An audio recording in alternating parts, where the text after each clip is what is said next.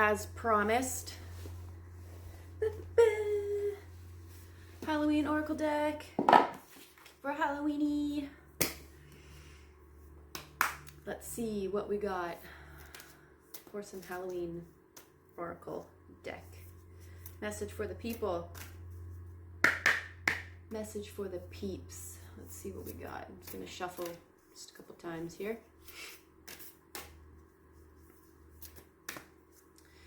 And let's see what we can pull.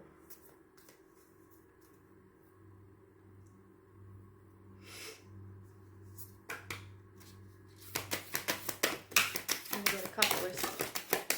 We're just going to do one shuffle. Holy Oracle cards. Let's see. Let's see. They all came flying out. Ooh. Black Cat. Fortune meets opportunity.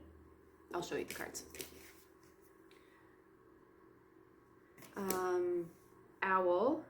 Wise seeing, wise action. Apple. Risk and reward. Spider, community, and web weaving. The Veil, the future. Oh my god. Okay. Don't mind me, I'm just... Barmbrack, sweetness and synergy. I'm just having a moment here. This is just crazy. Okay. Black Cat. I will read the book because, yeah. Okay. Sleek and black and oh my god. Let's try that again. Sleek and black and lantern-eyed crosses your path with a hiss. Good luck and fortune sweeps by with a kiss. Oh my god. This is just a crazy layout for me right now. Okay, focus. In traditional folklore, cats were said to have one foot in this world and one in the next. I believe that. They were the conduit between the underworld and this world in fortune and opportunity. In the times of the Inquisition, the Middle Ages, cats were hunted because they were said to be allies of evil entities such as devils and witches.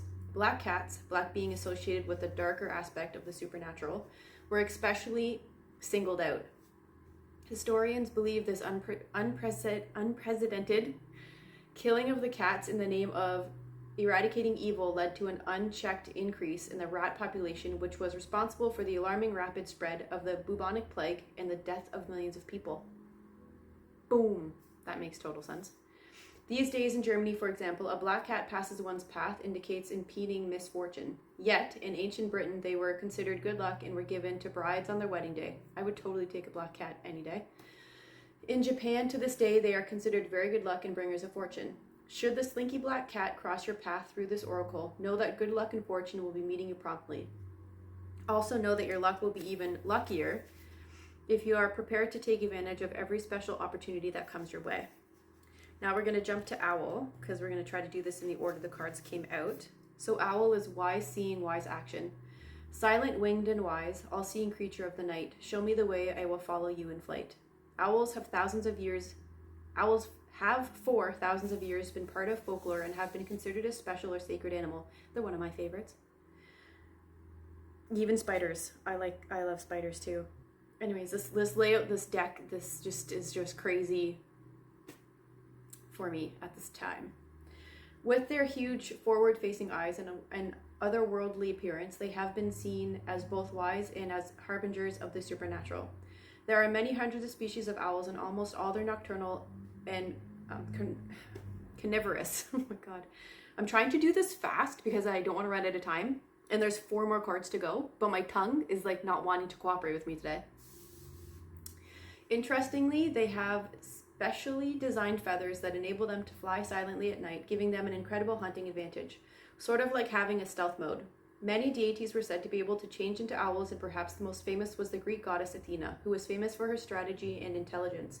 To this very day, the capital city of Greece, Athens, has Athena's owls as its symbol. Should the hooting owl come looking for you this Halloween, it indicates the need for wise counsel or further information before you make a decision. Consider action is warranted. Think before you act emotionally and ensure you think strategically, not impulsively. Apple. Risk and reward. Oh my god. I was not tapping into my energy, but I also resonate with this. Sweetest icon, risky red desire, poison and freedom, tempting hearts afire. Apples have been a symbol of Samhain for a very long time. Apples, when cut in half, have a seed pattern that looks like a pentagram, and so the Celts, or Celts, however you want to pronounce it, held the fruit to be sacred. Bobbing for apples, a game traditionally played at Halloween, has its origins in the Samhain, I'm probably saying that wrong, festival, and is one of the oldest associated with the celebration. The traditional way to play is to place 3 or 13 apples into a barrel of water, and the game is to try and bite an apple whilst it floats and bobs in the water. Hands must not be used, and people often compete with each other, bobbing at the same time. It is believed that the Romans brought the custom to Britain, and there are quite a few images recorded through art of this activity in both cultures. It was said that unmarried women who placed the apple they had bobbed under their pillow would dream of their future husband. Ugh. In Newfoundland and some parts of Ireland, even today, Halloween is called Snap Apple Night. Candy apples, apple on a stick covered in toffee, although not quite as popular now as they once were as Halloween fare, are now making a comeback as a fun and simple treat to prepare on this night. Oh my god, there's so much more. Apples have been an iconic part of mythos from ancient times to modern. The story of the poison apple in Snow White, to the Roman goddess Pomona, magical apple tree, to the Christians tempting fruit in the Garden of Eden. Should you receive this apple in your reading, it is time to look at how risk plays out in your life. Are you hedging your bets and not trying anything new? Do you want change but are not willing to change anything? Are you willing to risk to get a greater reward? Or alternatively, are you risking too much too often? Spider. Quickly. I might just read the little snippets at the back because we're running out of time. But I will do these cards again. This card looks at this discernment. Nope. Where spider webs can be seen as a symbol of connection, not necessarily entrapment. There is a fine line sometimes between a family or community supporting us and controlling us. This card looks at the discernment.